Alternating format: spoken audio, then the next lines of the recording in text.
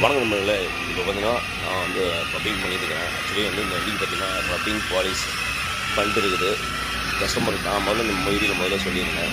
இந்த வண்டிக்கு வந்து மேலே வந்து சொரன்னு இருக்குது. அதனால் ரப்பிங் பாலிஷ் பண்ணால் தான் வந்து அது வந்து போகணும். ஏன்னா வந்து ஒரு இந்த வண்டி மட்டும் இல்லைங்க, மேக்ஸிமம் வந்து கம்பெனிலேயே வந்து பார்த்தீங்கன்னா நீங்கள் வண்டி விடும்போது உங்கள்கிட்ட கேட்பாங்க.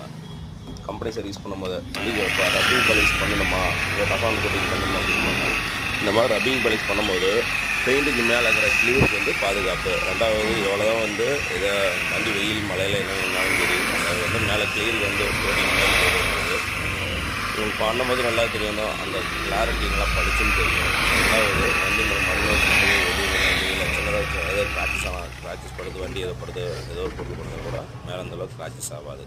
ஏன்னா வந்து உங்களுக்கு ரிசல்ட்டு பார்த்தாவே நல்லா தெரியும். சார் இந்த மாதிரி எதுனாலும் சொல்லுங்கள், நம்ம விஐபி காட்டுகள்லாம் பக்காவாக சூப்பராக பண்ணிக்கலாம். நன்றி, வணக்கம். ஓகே,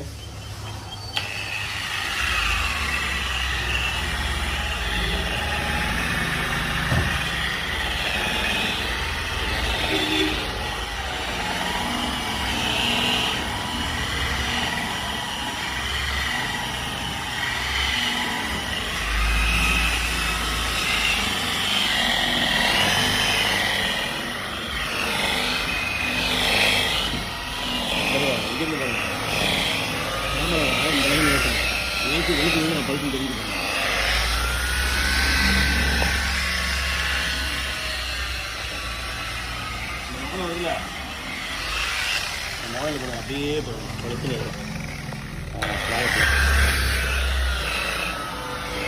அப்படியே காட்டுங்க.